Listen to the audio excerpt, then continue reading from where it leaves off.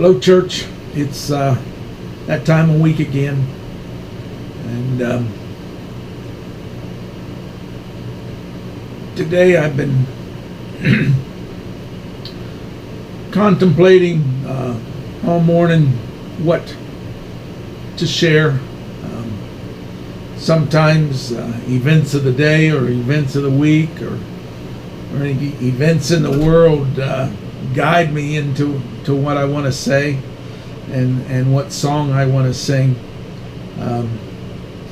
But nothing like that happened today, and there's no. So I was just searching for. I got about 5 or 6 story books on hymns and the stories behind them, and so I just flipping through the pages, and song that jumped out at me is called "The Light of the World is Jesus." The writing in the book, they always have all the words listed and everything, and it was rather small, so I actually went to look it up in our hymn book and was surprised by the fact that it's not in there. I thought this was a fairly popular song. It's a song that I've known since childhood, and it may probably be a song that you know, but it's not in your hymn book at our church here. But it was written by a man that wrote a lot of hymns, wrote a lot of tunes. Sometimes he wrote hymns and tunes. "The Light of the World" is one of those. He wrote the words and he also wrote the tune. But he was a young man in the late 1800s. Sung a lot for Moody. He is the one that wrote the tune to "It Is Well With My Soul." You know that one. He wrote that. That tune, not the words. But his story is a tragic one, and one that, on this side of heaven, you look at his life and all that he did, and you wonder why God took him home. And it's been almost 150 years since the Lord took him home, and during that 150 years, there's actually been no answer to that. He was headed out to Chicago to sing in Moody's Tabernacle there from New York, and he had devotions with his 2 boys and prayed with them. One was 4 and one was 2, and he explained to them that he was headed off to Chicago, and his wife was going with him. The boys were going to be left in the care of relatives, and that's the last time they ever saw their daddy. They got on a passenger train to Chicago, and as that train went over the Ashtabula River in a blinding snowstorm about 10 miles an hour, as the engine cleared the span, the bridge collapsed underneath the weight of the train, and all 11 passenger cars fell into the valley below. Don't know how high the train was up or how far it fell, but this was around 7:45 in the evening on a winter's night, so it would have been dark.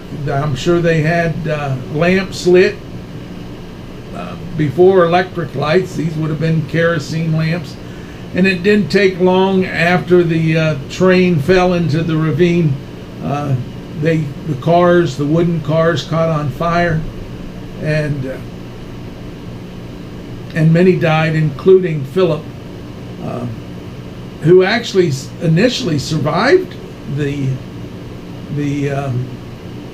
wreck and was thrown from the train, but he went back in to save his wife, and they both died in the train wreck that night. They perished together. But he wrote near the end of his short life, I think he died in his 40s, he wrote The Light of the World, which says in the last verse, no need for the sunlight in heaven, we're told. The light of the world is Jesus. The Lamb is the light in the city of gold. The light of the world is Jesus. One of the things that drew me to this song today is I've always been sort of fascinated with light and darkness. Light in and of itself is interesting. It's supposed to be the fastest moving thing that we know in this world, the speed of light. But it does all kinds of things. I can remember going in a cave with my sister and her family, and it was a pay cave, a tour cave, and I had been in there before, and I knew when they would be turning out the lights, as they almost always do in a cave tour. And as we were coming up to that spot, I got behind my sister, and as we got to where they were going to turn out the lights, of course they told us all, don't move, you're not going to be able to see your hand in front of your face and all that. And anyway, they turned out the lights, and as they turned out the lights, I snuck from behind my sister right around in front of her and got right in her face. So when the lights came back on, she was staring me eye to eye. And I didn't scare her to death because she's still alive today, but she was scared quite a bit. And over the years, I've taken teens on tours of caves, on not wild caves, well, not commercial caves, but actually wild caves. And invariably, we'll sit down and have a devotional time in total darkness about the light.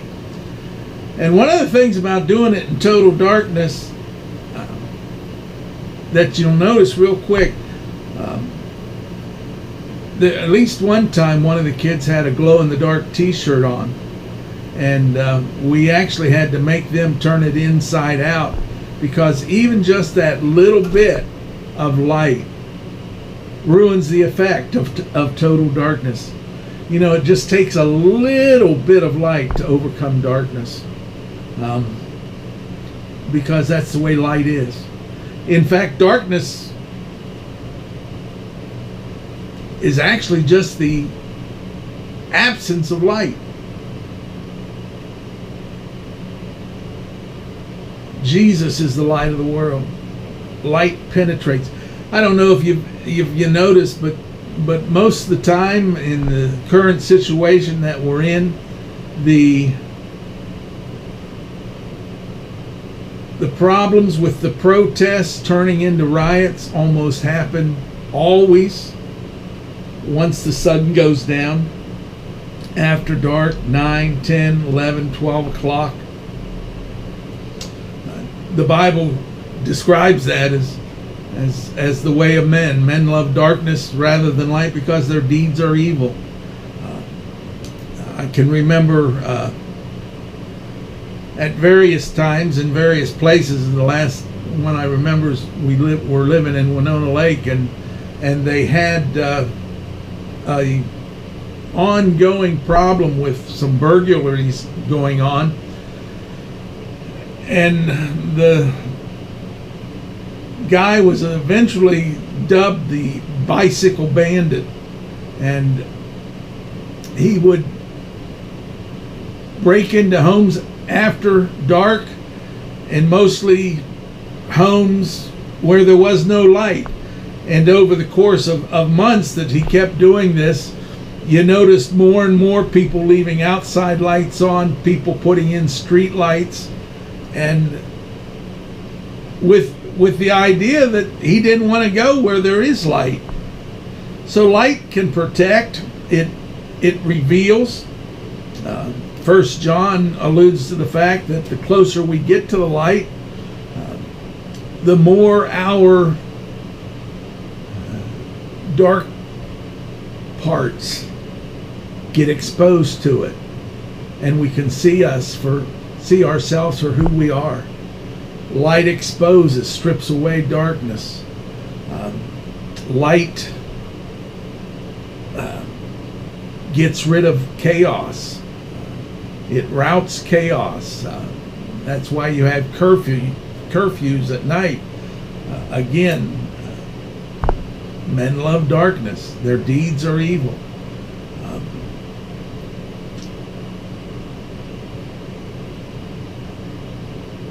And it doesn't take much light, like I said, having gone in a whole lot of caves over the years. You don't need a big bright light, you just need light to get through a cave. I can remember one cave with a caving group that I was with that we went to in West Virginia, and it was the first time we were in there for more than 8 hours. Most of the time it was 3 or 4 hours and out, but we got to the cave before sunup and went into the cave, and we didn't come out of the cave until after the sun came down. And that was my first experience of going caving and coming back out into a dark night.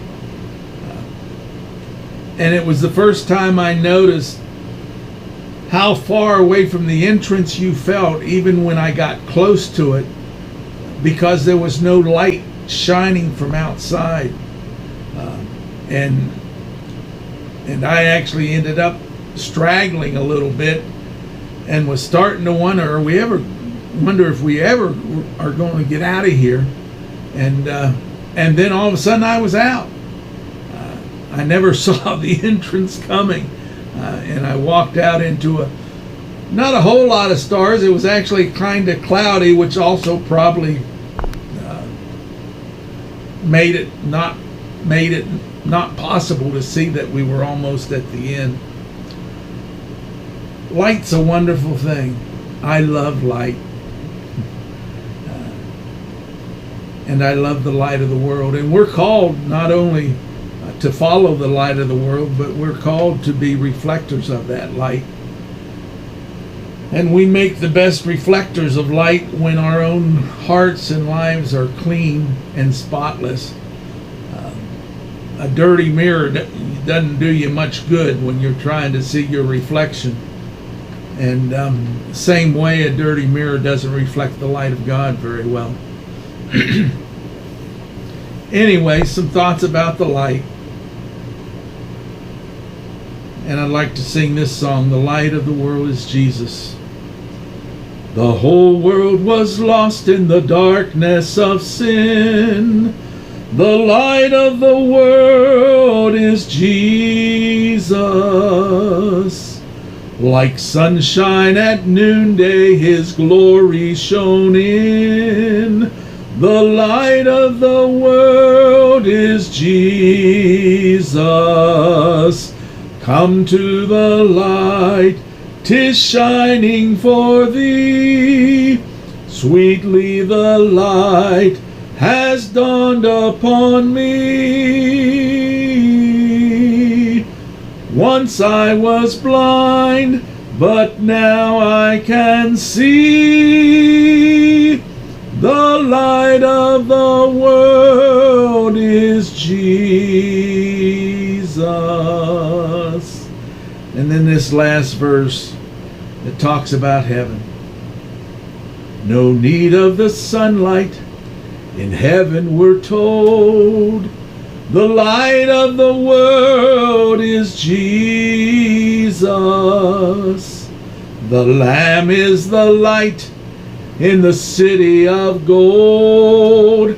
The light of the world is Jesus. Come to the light, 'tis shining for thee. Sweetly the light has dawned upon me. Once I was blind, but now I can see. The light of the world is Jesus.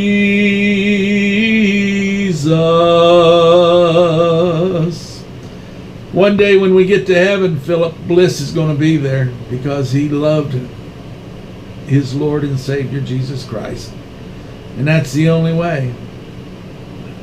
If you're still living in darkness, you need to come to the light. If you're allowing darkness to take place in your life, even though you've come to the light, understand, the closer you get to Jesus, the more you're going to recognize the things in your heart and in your life that needs to be changed. Walk close to that light. Get close to that light. Get close to Jesus. You'll be amazed at how much different the world looks and the things of this earth look when you stay close to the light. This world isn't our home. This world is a place of darkness. In heaven, there's no more darkness. I'm looking forward to that day. I hope you are, church. Until then, stay faithful. Draw close to Him. Love you. Bye.